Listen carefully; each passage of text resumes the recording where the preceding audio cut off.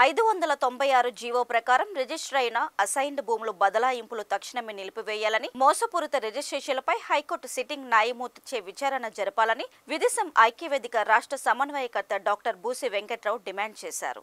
విశాఖ విజయనగరం జిల్లాలో వెలుగు చూసిన అసైన్డ్ భూములు అక్రమ కొనుగోలు కుంభకోణంపై గవర్నర్కు, ల్యాండ్ పరిపాలన ముఖ్య కమిషనర్కు, విశాఖ కలెక్టర్కు విదేశం ఐక్యవేదిక ఫిర్యాదు చేసింది. నేడు విశాఖ కలెక్టరేట్ వద్ద విదేశం ఐక్యవేదిక నాయకులు మీడియాతో మాట్లాడారు. ఈ సందర్భంగా వెంకట్రావు మాట్లాడుతూ భీమిలి రెవెన్యూ డివిజన్ లో ఆనందపురం పద్మనాభం మండలం సుమారు 329.536 ఎకరాల అసైన్డ్ భూముల కొనుగోలులో జరిగిన అక్రమాలపై హైకోర్టు సిట్టింగ్ న్యాయమూర్తిచే విచారణ జరపాలని, అప్పటి వరకు కొనుగోలుదారులకు భూ బదలాయింపు నిలిపివేయాలని డిమాండ్ చేశారు.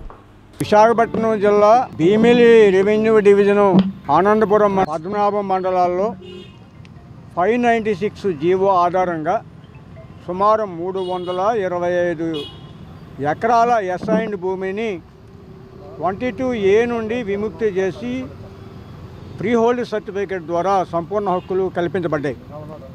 అయితే ఈ సంపూర్ణ హక్కులు కల్పించబడినటువంటి భూములు కొంతమంది పెద్ద మనుషులు చిన్న చిన్న పావు ఎకరం అరెకరంగా ఉన్నటువంటి అసైన్డ్ దారుల దగ్గర నుంచి అక్రమ పద్ధతిలో కొనుగోలు చేశారని చెప్పి మా నోటీస్కి వచ్చింది.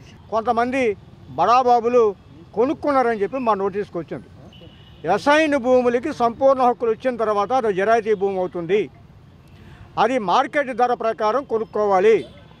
అలా కొనుక్కోకుండా అక్రమ పద్ధతిలో అసైన్డ్ భూమిగానే ఉందని మభ్యపెట్టి కొన్న వాళ్ళు ఎవరైతే ఉన్నారో వాళ్ళ రిజిస్ట్రేషన్ని పెండింగ్లో పెట్టాలి, భూ బదలాయింపుని నిలుపుదల చేయాలి.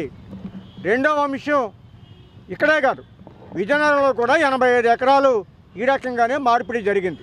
దళిత పేద రైతుని మోసం చేసి అసైన్డ్ భూమిగానే ఇంకా ఉందని చెప్పి తక్కువ ధర కొట్టేసే వాళ్ళు ఉన్నారే, వారి పట్ల హైకోర్టు సిట్టింగ్ న్యాయమూర్తిచే విచారణ జరిపించి ఈ అసలు వాస్తవాలను వెలుగులోకి తెచ్చి ఈ అసైన్డ్ దారులకి అసలైన ధర కల్పించాలని, అప్పటి వరకు ఈ రిజిస్ట్రేషన్ అయితే వారి భూ బదలాయింపుని పెండింగ్లో ఉంచాలని చెప్పి మేము ప్రభుత్వాన్ని డిమాండ్ చేస్తూ ఈ ఉత్తరాన్ని కలెక్టర్ గారికి, అలాగే ఇదే కాపీని గవర్నర్కి, chief commissioner of land administration వారికి పంపించాలని అనుకుంటున్నాం.